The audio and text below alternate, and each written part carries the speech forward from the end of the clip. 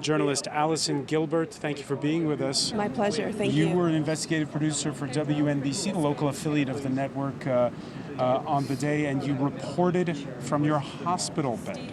Yeah, I got way too close to the unfolding events that day. I could see it now from your vantage point here, the corner that I was on when I got too close. I was sent downtown to cover the attacks. My job was a behind-the-scenes producer, so my job was helping someone like you get the information that he needs or she needs to go on the air, get the facts, make sure that my reporter had the information to inform the people of New York during that time, and it was a few blocks away.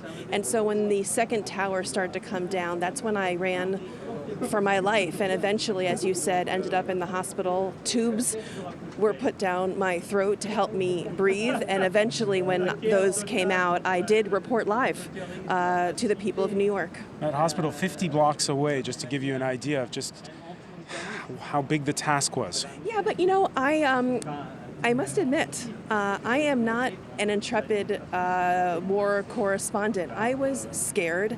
I was terrified. That day in New York City was the primary for the race for mayor of New York.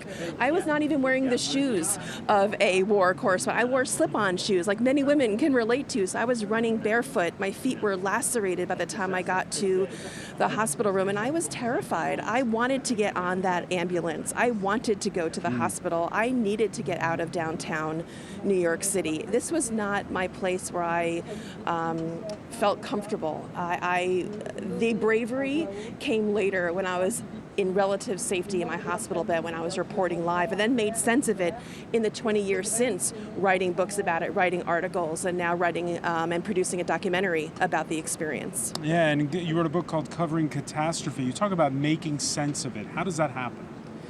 Well, I'll be honest, it's very emotional. NBC News very much recommended that the journalists who covered 9/11 at Ground Zero or at the Pentagon or at the plane crash site at Shanksville, Pennsylvania, get counseling afterward for post-traumatic stress syndrome, and I did. And the therapist at that point said, write everything down that you can. Write it out, get it out of your system, almost like when you're ill and you eat something that doesn't agree with you and you vomit. They wanted me to vomit with my words what I was experiencing. I know that sounds trite, but it was the one thing that helped me heal. And so I went out to ask other reporters, other journalists, the biggest names that we have in the United States, Tom Brokaw for the documentary now, Savannah Guthrie from the Today Show, Maggie Haberman from the New York Times, other reporters from the Washington Post, to ask them what did they experience that day? What did they need to get out of their system? Because they were eyewitnesses too, and also escaped near-death experiences. Yeah, the novelty, and it's the same with COVID, is there are times when you run towards trouble. If you're a first responder, if you're a journalist. In this case, we weren't prepared for it. We weren't expecting it. We were there, like you say, to cover an election that day.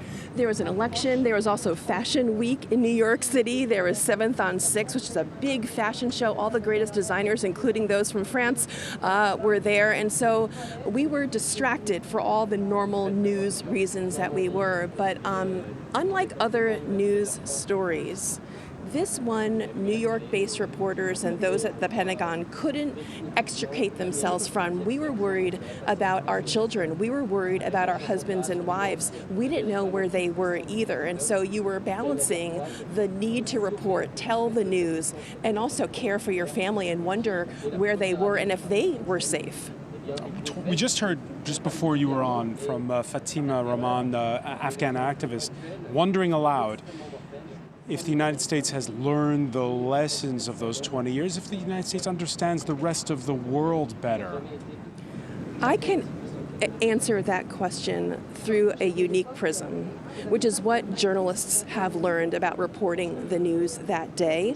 Maybe a different perspective that I can own for your audience. I think before, journalists really had this arm's length from a story. I think 9/11 gave many journalists permission, those in front of the camera and those behind the scenes, to actually be vulnerable, to say how the news is impacting them, what they're thinking and what they're feeling. We can debate if that's a good thing, but it changed on 9/11. The way we report changed, the way we gather facts changed. Of course, there was no social media back then, so the news gatekeepers, those people who are responsible for keeping maybe false reports from getting on the air, for making sure that everything is factually and buttoned up and the I's are dotted and the T's are crossed, those gatekeepers in many cases have been eradicated from many platforms. And that's something very serious to consider when you think about quality journalism and how we get our information 20 years later. In just one generation, it has been a sea change. Has it been that much of a sea change, or excuse me for calling them that, because we're looking out over here at those two pools where the Twin Towers used to stand, those crackpots who say the attacks didn't happen or were orchestrated by who knows who. Isn't that just a fringe? I think those conspiracy theorists that you're talking about have more of a platform, of course, today, but they can equally be debunked today by people who take down those responses. And we know platforms are being much more aggressive in taking down those falsehoods. Certainly more can be done with Facebook and Twitter and TikTok and all those platforms, and it is. But clearly we have a responsibility ourselves to be consumers of news, of where we digest that information from. And I think it's more important than ever to be aware of how the news is unfolding 20 years later. So much is still happening as a result, a direct result of 9/11. You can trace a thread between what happened on that beautiful Tuesday in 2001 to what's happening today on this beautiful day on Saturday in 2021, for sure. Many thanks for that, Allison Gilbert. Again, your book is called Covering Catastrophe, your documentary. Reporting 9/11 and why it still matters. All right, thank you so much for being with us on this very special day.